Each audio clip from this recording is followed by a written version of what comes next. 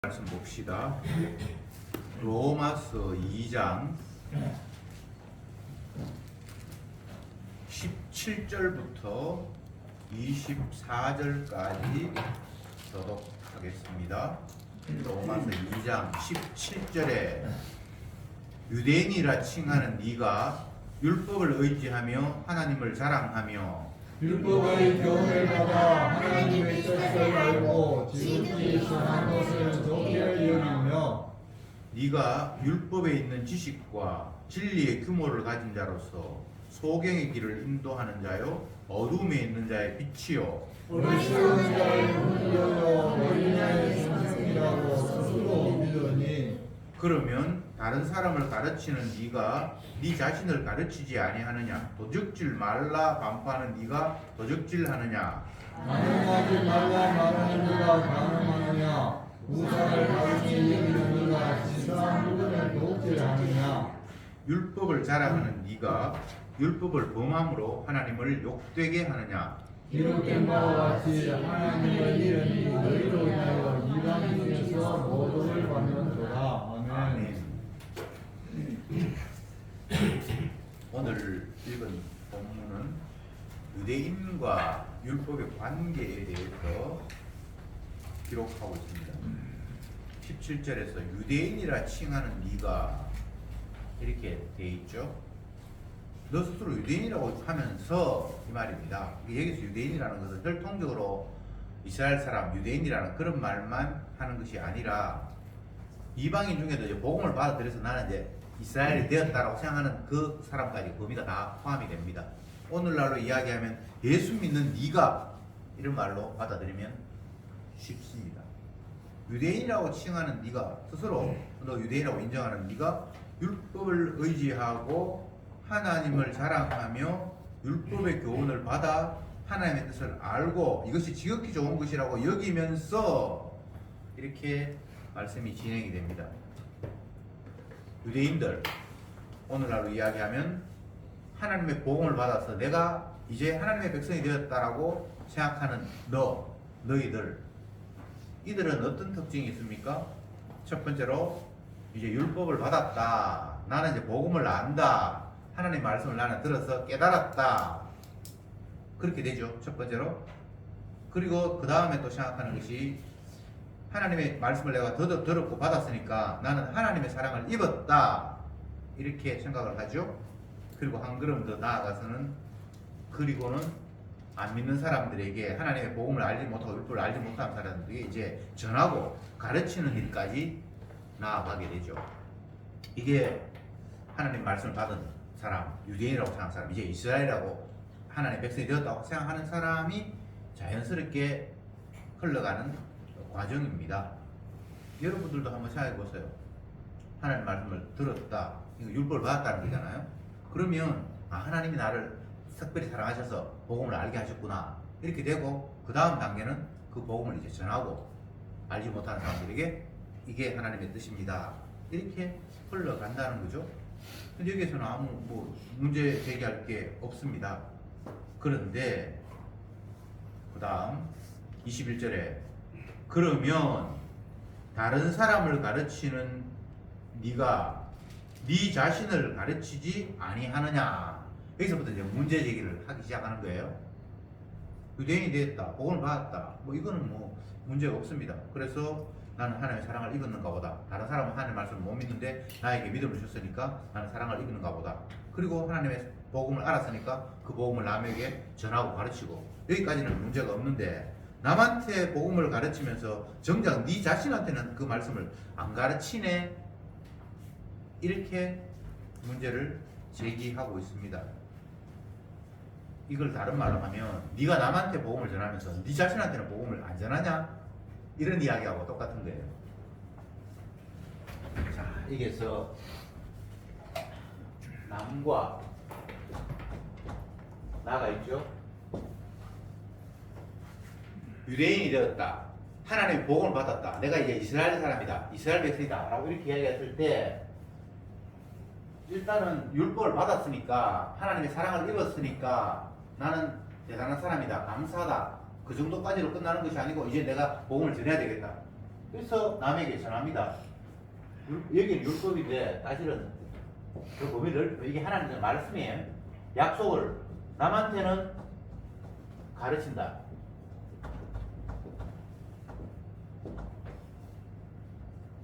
너는 이렇게 지금 묻고 있는 겁니다. 복음을 전하는 데는 주님께서 두 가지 역할들을 동시에 하도록 복음 전하게 우리를 세우셨습니다. 그러면 1차적으로는 내가 전하니까 내 전하는 대상이 있을 것 아니에요. 남이죠, 그죠? 남을 향해서 복음을 이야기하는 게 틀림없습니다. 근데 그걸로 끝나는 것이 아니라 그 복음 듣는 대상이 나도 그 자리에 가서 내가 전하는 복음을 내가 들어야 돼. 요건 몰랐죠?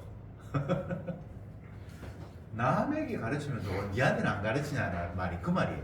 너도 네가 전하는 그 말에 들어야 되고 귀를 기울여야 된다. 근데 목사가 복음을 설명을 하고 가르치는데 나는 알아. 당신들은 잘 모르지. 모르는 거 내가 가르쳐 줄게. 이런 식으로 끝나는 게 아니란 말이죠. 그걸 이야기하면서 본인에게 너도 그 말을 들어야 된다. 이런 의미를 오늘 이 21절에서 다른 사람을 가르치는 네가 네 자신은 가르치지 않느냐라고 반문하는 말의 의미입니다.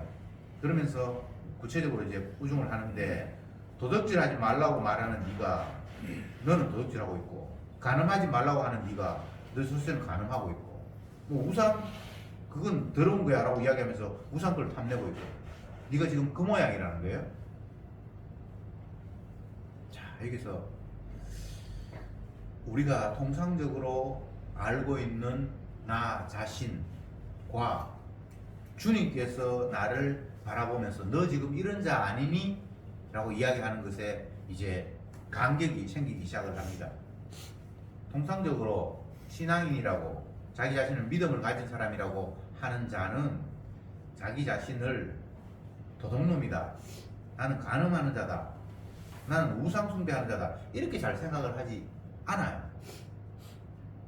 안 믿는 사람을 보면서는 그렇게 생각하죠. 그 사람은 주님을 사랑하지 않고 뭐 절에 간다 그러고 우상 숭배하다 그러고 뭐 이렇게 율법을 내가 알고 있는 그 범위 내에서 저 사람한테 적용해 보니까 다 율법을 어기는 사람이라고 그냥 그렇게 비춰지잖아요. 그래서 본인은 거기에서 싹 빼버리는 거예요. 이거는 하나님이 너희들에게 율법을 주신 이유에서 이미 너희들은 벗어나 있는 거야 라고 지금 지적하고 있습니다. 율법의 기능이 복음, 말씀의 기능이 남한테 전하는 걸로 끝나는 것이 아니라 너도 그 말씀 앞에 복종해야 되는데 너는 네가 안다.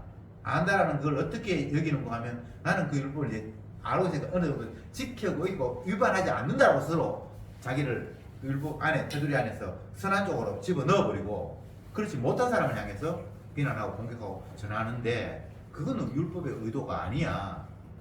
율법은 다른 사람에게도 물론 죄를 지적하고 잘못됐다고 이야기하지만 너 자신에게도 똑같은 역할을 하는 거야 라고 지금 사도 바울이 이야기를 하고 있습니다. 여기서 한번 생각해 봐야 될 것이 율법의 기능, 역할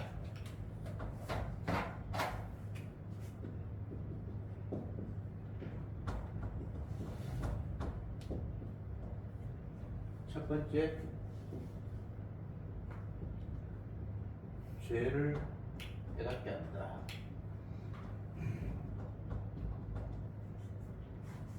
다른 말로 하면 죄인인 줄 밝힌다. 율법의 기능이 너 죄인이야. 율법을 전하는 사람이, 복음 전하는 사람이 상대방에 너 죄인이야 그렇게 이야기하는데 지는 죄인이야 아닌 걸로 빼버린다고 지금 여기서 이야기를 하고 있는 거예요. 상대를 향해서 너 죄인이야 라고 이야기할 때는 나도 죄인이고 너도 죄인이고 우리는 다 죄인이야 이렇게 돼야 제대로 율법을 이해하고 있는 거다 라고 지금 본문이 말씀을 하고 있습니다. 이게 이제 율법의 기능의 첫 번째고요. 율법의 기능의 두 번째가 무엇이고 하면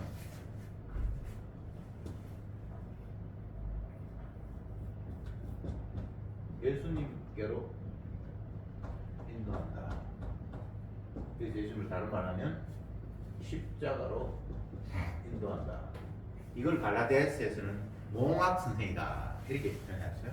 몽학선생이라는 표현은 아직 아이가 어려서 제대로 학교도 못 가고 학교가 뭐 거리가 멀면 못 가니까 몽학선생이라는 존재는 그 어린아이를 붙들고 배움의 길로 이렇게 데리고 가는 그게 이제 몽학선생이에요. 몽학선생은 직접 가르치는 게 아니고 가르치는 자에게로 데리고 가는 게 이제 몽학선생의 역할, 율법이 그런 역할을 합니다. 십자가 앞으로 이렇게 데리고 가는 역할을 한다는 거예요. 율법 자체에는 사실은 십자가가 담겨 있지는 않습니다. 물론 뭐 범위를 넓히면 그까지도 나아갑니다만 여기서 최소 하는 이야기는 율법이라는 것은 규정이잖아요. 반항하지 말라, 도둑질하지 말라, 살인하지 말라 이런 말씀들이 율법이잖아요.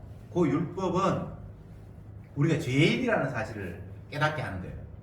목적이 간음하지 말라는 말이 없었으면 쥐가 간음을 해도 그 죄인지 모르잖아요. 도둑질하지 말라는 말이 없었으면 남의 걸 훔쳐가도 지가 도둑인 줄 모르잖아요. 그래서 율법을 말씀하시는 이유가 첫 번째는 우리가 완악한 죄인이라는 것을 밝혀주기 위해서 율법이 있는 거예요. 뉴스 같은 걸 들어보면 어떤 사람이 어떤 일을 했는데 법 규정에 그걸 잘못됐다고 처벌할 규정이 없었어. 그냥 문제가 됐다 이런 취지로 하는 이야기고, 느낌상 뭐 잘못되고 그걸 벌을 해야 될 것 같은데 그 조문에 그걸 벌할 만한 그런 근거가 없다 이런 이야기를 하는 걸 종종 듣지요. 그런 걸로 생각을 하면 오늘 본문을 조금 더 이해할 수 있습니다. 하나님이 법을 주신 이유, 법이라는 건 다른 거, 율법이랑 다른 거 아니에요. 하라는 거 하지 말라는 것밖에 없어요. 뭐는 해라, 뭐는 하지 말라. 왜 그렇게 어떤 건 하라고 그러고 하지 말라고 했죠? 우리가 죄인이라고. 더 정확하게 이야기하면 하지 말라고 하는 걸 우리는 날마다 하고 있고 하라고 하는 걸 하나도 하고 있지 않은 그런 네가 못돼 빠진 놈이야 라는 걸 이야기하기 위해서 하나님 율법을 주셨다는 거예요. 여기까지는 일단 머리에 집어넣으세요. 이 하나님 말씀 전체가 다 율법이에요. 물론 뭐 율법이라고 하고 또 그 넘어가서 보급이라고 하고 다 할 수 있는데 일단은 이제 하나님 말씀을 율법이라고 보고, 율법을 주신 이유가 하나님의 말씀에 정반대로 하는 진짜 못돼 빠진 놈들이 바로 너희들이야 라고 지적하려고 율법을 주셨습니다. 그 다음 그것만 끝나는 게 아니에요. 너희 죄인이야 그걸로 끝나는 게 아니에요. 그걸 끝나버리면 이 성경이 이렇게 두꺼울 이유가 없어요. 그 다음에는 뭡니까? 예수님 앞으로 인도해요. 십자가 앞으로 인도해요. 왜? 예수님이 우리 죄를 용서하시고 담당하실 분이기 때문에 그분 앞으로 죄인 된 사람을 인도하는 거예요. 그래서 예수님은 나는 죄인을 보러 왔다라고 이렇게 말씀하시는 거예요. 여기까지는 어려운 게 없어요. 그리고 한 걸음 더 나아가서 그 예수님께 찬송하고 감사하고, 세 번째는 예수님께 감사, 찬송하도록. 이게 율법의 기능이에요. 그런데 이 앞부분에 보면 유대인들이 나 이제 율법 받았어, 나 이제 유대인이야, 하나님의 백성이 됐어 라고 이야기하면서 죄인으로 깨닫는다는 거에 남들만 죄인인 줄 지적하고 지도 거기서 빼버리고 그걸로 그냥 끝나버리는 거예요. 이거 완전 율법의 기능에서 뭔가 시작은 제대로 남을 죄인이라고 이야기하는 거에서 시작은 제대로 했는 것 같은데 그 죄인이라고 이야기하면서 지한테까지는 안 오고 그 뒷부분을 예수님 인도하고 뭐고 아무것도 그냥 없어져 버려요. 차장까지 나갈 그게 없어요. 시작은 이제 복음 받았으니까 죄를 깨닫게 한다, 뭔가 시작을 했는 것 같은데 흐지부지 해가지고 엉뚱한 길로 가버린다는 거예요.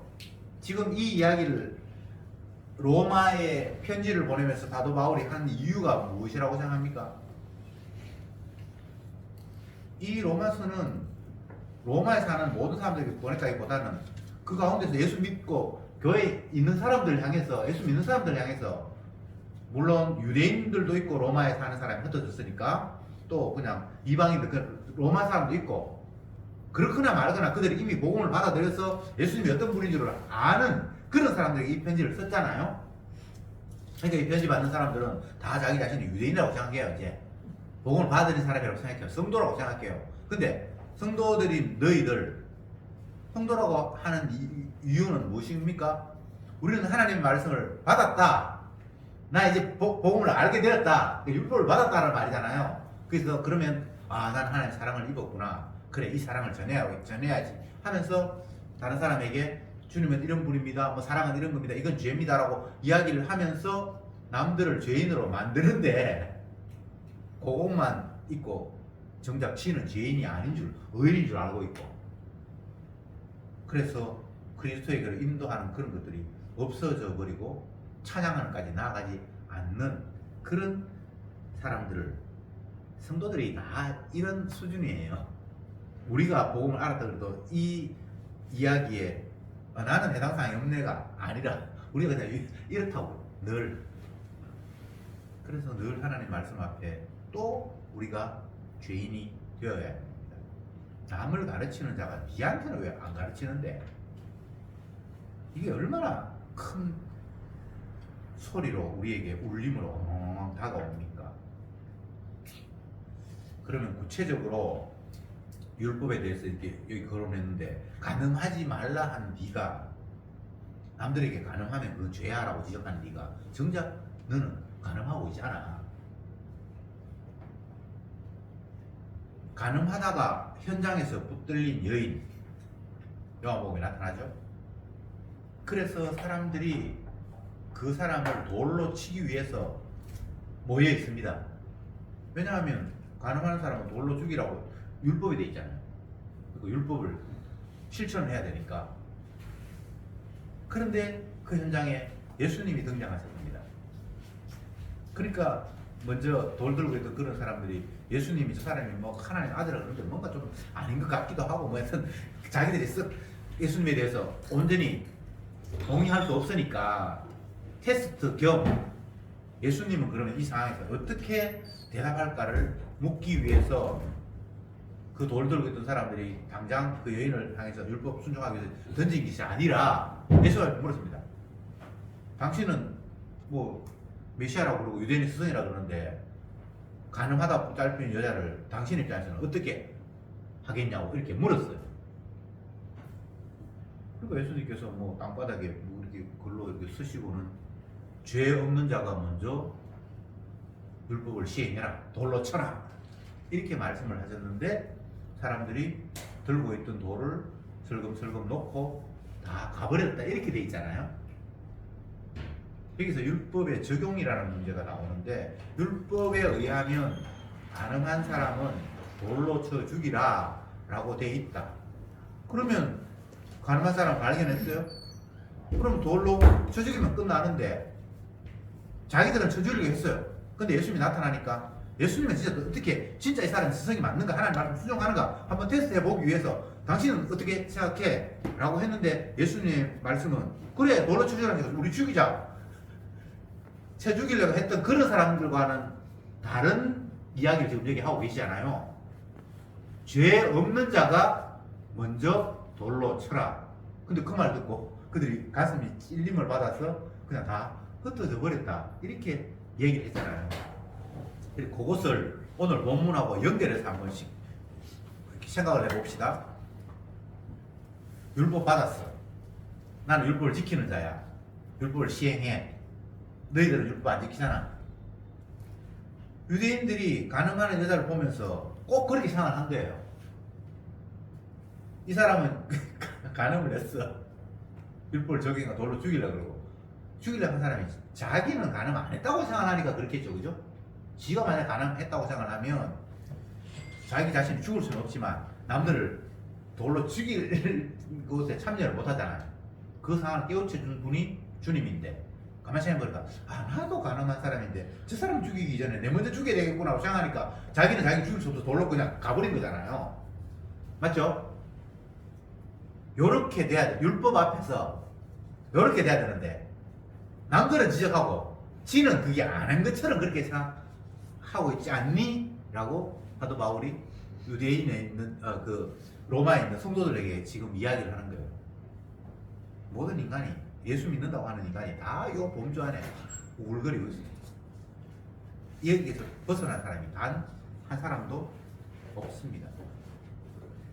도적질하지 말라 말한 네가 남의 것을 훔치냐, 또 이렇게 이야기했어요. 여기서 이제 율법에 대한 이해를 이제 기능이라는 것은 우리가 좀 생각을 해봤고,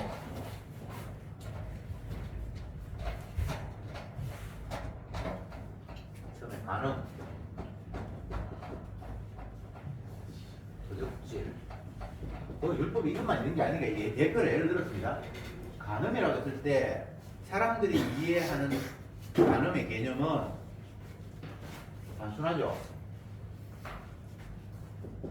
아내 외에 아니면 남편 외에 상대와 이렇게 그냥 이 간음이잖아요. 로마서에서 그 요한복음에서 현장에서 간음하다 붙들린 여인은 분명히 그 사람이 자기 남편이 아닌 걸 다 알고 있으니까 사람들이 돌을 들고 죽이려고 했잖아요. 근데 예수님이 땅바닥에 어떤 글을 썼는지는 모르지만 그걸 보면서 사람들이 마음에 이렇게 가책을 받아서 돌 놓고 가버렸잖아요. 근데 이 성경을 보면 아내, 남편 외에 이게 간음인데 더 깊이 들어가 보면 아내는 성도고 남편은 예수님인데 예수님을 사랑하지 않는 게 다 바람피는 거예요. 예수님을 사랑하지 않고 돈을 사랑한다. 예수님을 사랑하지 않고 나를 사랑한다. 이게 전부 다 간음인 거예요. 그러니까 이 땅에 간음하지 않는 사람이 있다 없다? 없다. 그러니까 남한테 간음한다고 돌 들고 던질 수 있다 없다? 없다. 쥐부터 먼저 던져야 될 이런 상황이에요. 그러니까 율법은 죄를 깨닫게 하는 건데 기능이 니부터 죄인인 줄 알아야지. 남 자꾸 죄라고 규정을 하기 이전에 네가 먼저 죄인이야. 이렇게 돼야 이게 제대로 된 하나님의 말씀에 대한 반응으로 죄로 루트로 지금 가고 있는 건데 그들은 하나님 루트를 받았어. 지가 죄인 돼야 되는데 지는 죄인 안 되고 지는 의라고 생각하고 남들을 향해서 그걸 적용하는 이런 지금 상황으로 흘러가고 있다라고 오늘 본문이 우리에게 고발하고 있습니다. 이 모든 사람들이 다 이런 식으로 흘러가요. 네. 이게 예외가 없습니다. 그래서 우리는 하나님 말씀이 주어지면 무조건 우리가 죄인으로 드러나도록 되어 있습니다. 도적질. 도적질이라는 말은 그 남의 것을 내 것으로 만드는 게 도적질이거든요. 맞잖아요. 제가 그 중고 자전거를 사가지고 한 10년을 탔는데 그 10만 원 주고 샀는데 한 뭐 몇 개월 전에 누가 가져가 버렸어요. 그게 뭐 그렇게 비싼 건 아니지만 10만 원 주고 10년 탔으니까 뭐 돈들은 뺐어요. 그렇거나 말거나 내가 움직일 때는 그걸 활용을 하는데 그게 없어져 버리니까 굉장히 화가 났어요. 그게 도적질이잖아요. 그래서 제가 도둑놈을 잡으려고 아파트 관리실에 찾아가서 내가 이 동 이쪽에 살고 있는데 내 자전거 없어졌다. 그 CCTV 있으면 좀 보자고 내가 이야기하니까 그 자전거 세워놓은 CCTV가 없대. 그래서 그냥 그걸로 끝이 나버렸습니다. 그런데 예수님께서 도적질을 하지 말라라고 율법에서 말씀을 하셨는데 이 도적질이라는 것이 남의 것을 내 걸로 삼아서 그냥 내 걸로 취하는 도적질인데 예수님은 이 정도의 수준이 아니고 세상의 모두 나의 주인은 예수님이에요. 그런데 그러면 내 것이 있나요 없나요? 세상의 주인은 예수님인데 예수님이 주인이면 나는 주인이 아니잖아요. 내 것이 없어요. 근데 내 것이라고 생각하는 것 그 자체가 율법 앞에서는 죄인이 되거든요. 그러니까 율법을 너무 좁게 적용하는 거예요. 간음, 도적질 좁게 적용을 하니까 나 한 번도 간음한 적 없어. 또 좁게 적용하니까 나 도덕을 맞았는데 내가 도덕은 아니야. 근데 좀 더 깊이 들어가 보니까 내가 가늠한 사람이고 내가 도둑놈이고. 하나 더 적용해 봅시다. 살인하지 말라 뭐 이런 성경이 있잖아요. 이게 대표적인 거예요. 이거 말고도 엄청나 있는데 제가 대표적인 이야기입니다. 살인이 뭐가 살인이죠? 생명, 사람의 생명을 죽이는 거. 근데 예수님이 뭐라고 이야기합니까? 죽이는 그 행동까지 안 가더라도 초반에 죽이려고 하는 그 마음은 미움에서 출발돼요. 미움.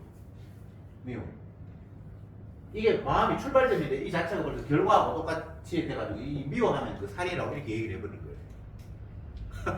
그게 미워 안 하는 사람이 어디 있습니까? 그러니까 모두가 다 하나님 말씀을 어기는 자이고 율법의 기능처럼 하나님의 말씀이 하나하나 주어질 때 모든 인간은 그 앞에 죄인이 돼야 되는 목적으로 주님 율법을 주셨기 때문에 그 율법 앞에 내가 그냥 죽을 죄인이라고 그렇게 깨달아야 되는데 자기는 뭐 적용 안 하고 상대를 보면서 계속해서 지적질하고 돌 들고 저 사람 때리려고 하고 안식을 어긴다고 하고 나는 금식하는데 너희는 금식하지 않네 라고 이야기하면서 하나님의 말씀을 전혀 다른 방향으로 이해하면서 남들을 비난하고 공격하고 스스로 우월의식을 가지고 지는 복받았다고 착각하는 그런 양태를 너희들이 보이고 있지 않냐라고 지금 오늘 본문이 우리에게 말씀하고 있습니다. 다시 한번 정리해 봅시다. 하나님께서 율법을 주신 이유, 하나님 말씀을 주신 이유는 우리를 너는 천하에 못된 몹쓸 놈이야 라는 것을 알려주시기 위해서 말씀을 주셨습니다. 그러면 말씀을 듣는다든지 읽는다든지 우리가 하나님 앞에 내 모습을 생각해 볼 때 그냥 내가 죄인이라는 사실들이 발견되는 게 이게 첫 번째가 돼야 돼요. 그런데 이 성경을 펴놓고 오늘날도 수많은 사람들이 하나님 말씀 앞에 우리가 죄인 돼야 됩니다라고 이렇게 이야기하는 게 너무나 당연한데도 불구하고 아니 그거는 예수 믿기 전에 이야기고 이제 예수 믿었으니까 죄용서를 이미 받았고 그러니까 죄용서 받은 사람으로서 얼마나 정당하게 그 은혜 받은 사람답게 행동하느냐 그 지금 그걸 논의해야 된다는 거예요. 이미 과거 자꾸 죄를 덜먹거리면 안 되고 지난날 자꾸 덜먹거리니까 너한테 무슨 유익이 있는데 유익이 있고 없고를 떠나서 하나님의 말씀은 우리를 제 천하의 못된 놈이라고 지적하는 거예요. 그래서 신앙생활을 이제 오래 했으니까 처음 예수 믿을 때 내가 죄인인 줄 알았고 주님의 예수님의 피로 용서받았으니까 이제는 용서받은 사람답게 훌륭하게 똑똑하게 이제 제대로 영광 돌면서 살자. 그래서 자꾸 자꾸 뭐 거론하지 말자. 이게 가장 하나님 말씀을 모독하는 사고방식이에요. 이 당시 로마의 사도 바울이 편지를 할 당시에 예수 믿는 사람들도 그런 사람들이 굉장히 많았어요. 굉장히 많은 것이 아니라 대부분 다 그래요. 하나님 말씀을 항상 자기 쪽에서 유리한 쪽으로 받아들이고 오늘날 저희들도 예외가 아닙니다. 그거에 대해서 다시 한번 하나님의 말씀이 첫 번째 기능, 우리를 죄인으로 만드는 쪽으로 다시 돌아가는 거예요. 복음 받았다, 안다, 이제 내가 죄인이다 막 얘기해도 또 어느 시간 가면 나는 알고 하니까 나는 이제 괜찮아라고 이렇게 가는데 그 말씀이 너 지금도 너가 죄인이라고 지금 지적하고 있다는 겁니다. 다른 식으로 해석이 됐다면 그거 지금 해석 잘못됐다라고 이야기를 하는 거예요.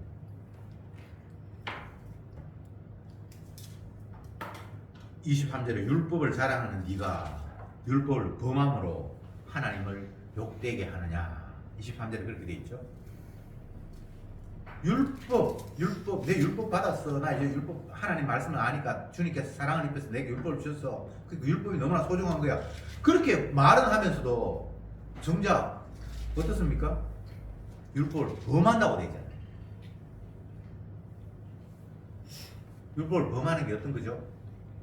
여기서는 안 지킨다라는 그런 측면을 떠나서 율법은 죄인 만드는데 너는 거기에서 지금 제외되어 있는 네 자신이 죄인인 줄도 모르면서 율법을 지금 알고 있네. 이 말이 율법을 범한다는 이야기예요.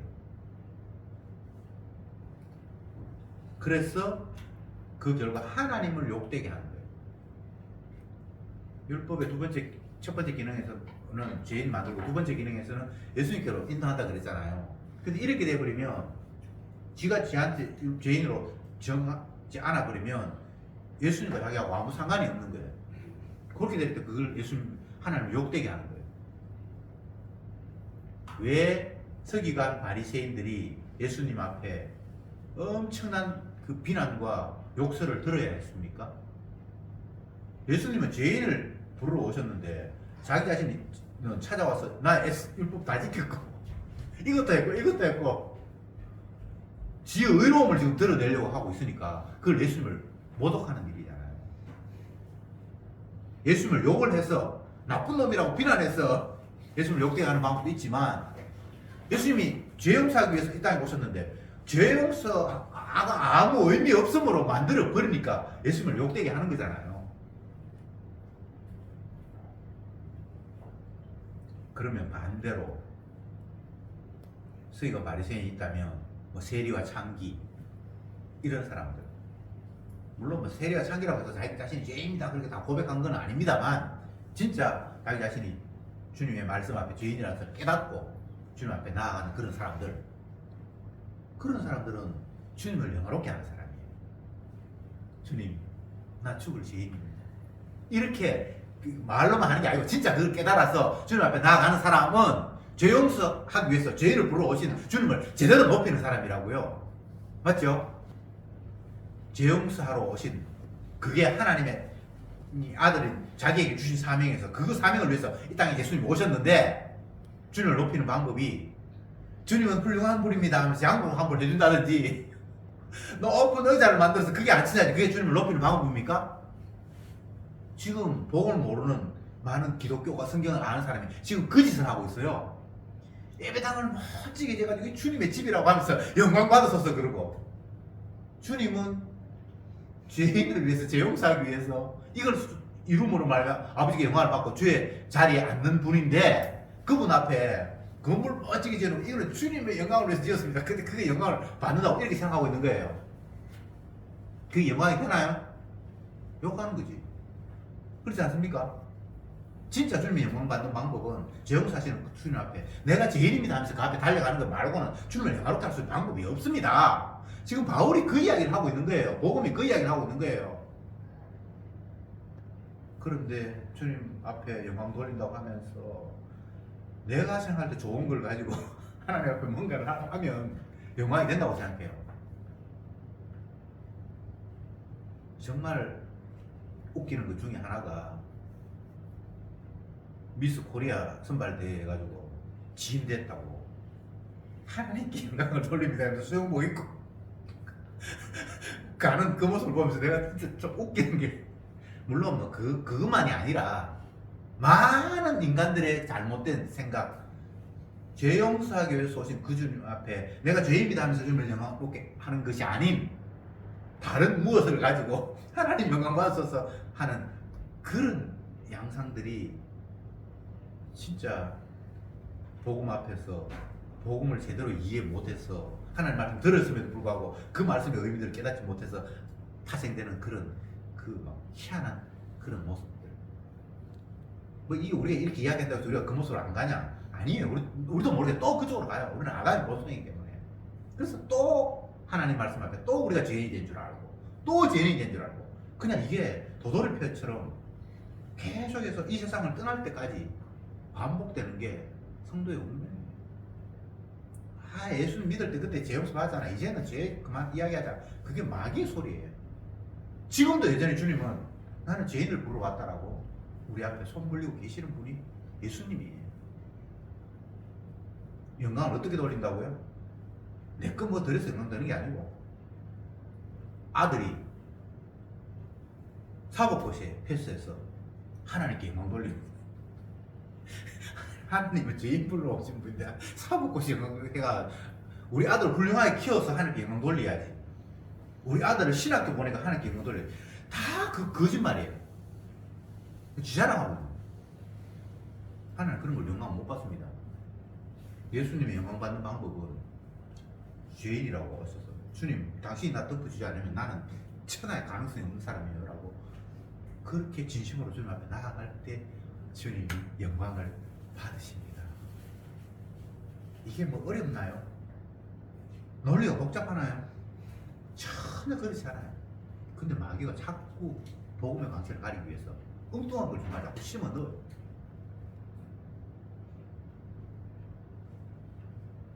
그래서 십자가 외에 나는 아무것도 너희들이 알지 않기를 원한다. 나도 십자가 외에 다른 데 관심 안 갖고 너희들도 십자가 외에 다른 데 제발 좀 관심 끄라. 다른 거? 그거 그냥 배설물이야. 얼마나 명쾌합니까? 복음은 이렇게 전해지는 거예요.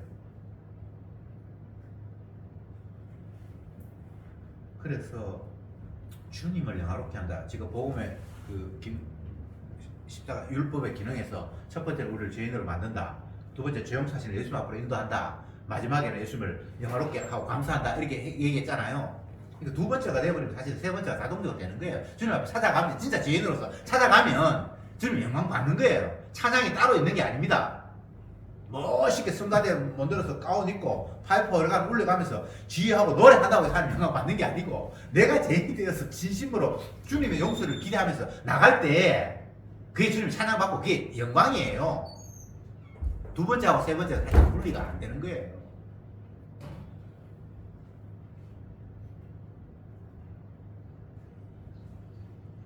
많은 사람들이 성경을 펴놓고 자꾸만 예수님을 십자가를 겨냥하거나 그 앞으로 달려가지 않고 그냥 십자가를 훅딱 지나가 버려요.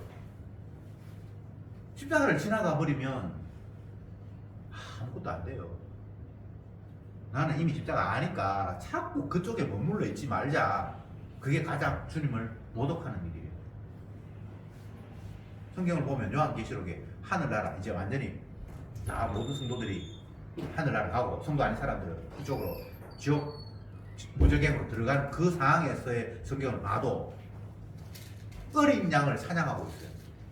어린 양이라고 했을 때는 어떤 이미지가 제일 강합니까? 제물이 됐다는 거예요. 죄 없는 제물이 됐다는 어린 양이잖아요. 제물이 됐다는 말은 무슨 말이죠? 십자가에 죽었다. 십자가 이야기하는 그 어린 양을 이야기할 때는 십자가 지신 예수님을 이야기하고 있거든요. 이미 천국에서 모든 게 다 알고 죽기가 나눠져서 갖는 그 상황에서 계속해서 어린 양을 찬양하고 있다고요. 십자가 지신 그분을 찬양하고 있다고요.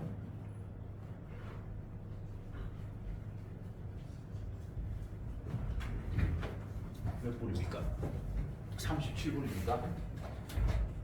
시간 안 지킨다고 우리 사람이 하도 자꾸 얘기를 해가지고 오늘 시간 안 지켜. 원래 시간 지키는 게 맞아요. 자,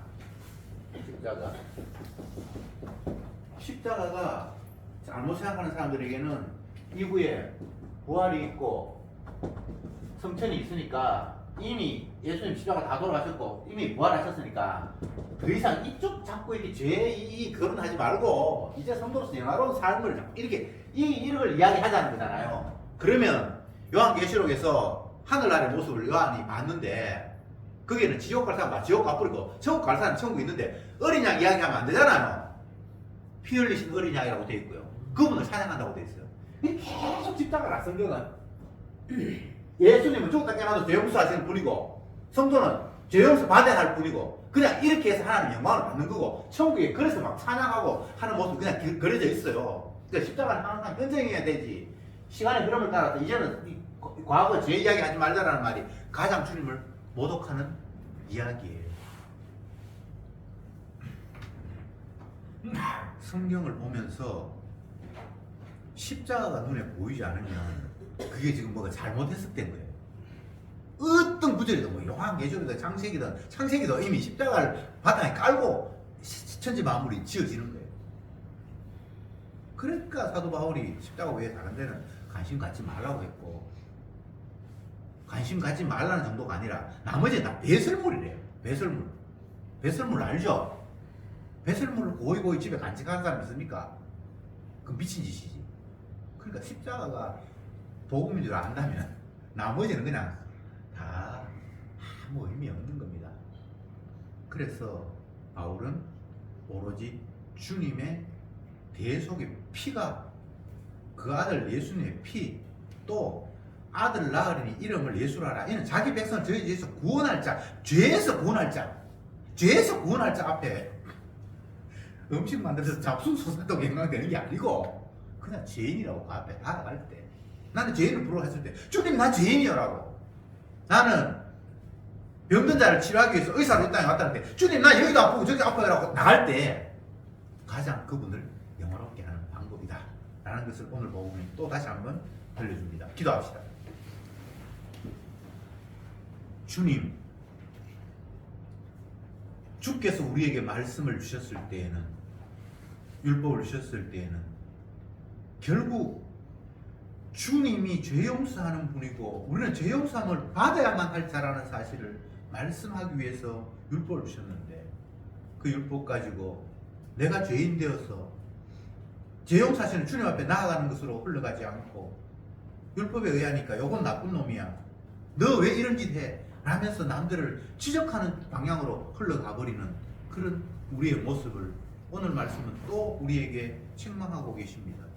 주여, 말씀 앞에 남 가르치기 이전에 내 자신을 적용하며 가르칠 수 있게 하시고, 또 남들에게 전할 때에 이것이 나는 알고 너는 모르니 너 한 수 배워라는 것이 아니라 우리 모두는 죄인입니다. 그래서 죄 용서하시는 주님 앞에 나아가는 것 아니면 다른 소망이 없습니다라고 내가 죄인 된 입장에서 십자가 복음을, 하나님의 말씀을 전할 수 있는 저들이 되게 하옵소서. 예수님의 이름으로 기도드리옵나이다. 아멘.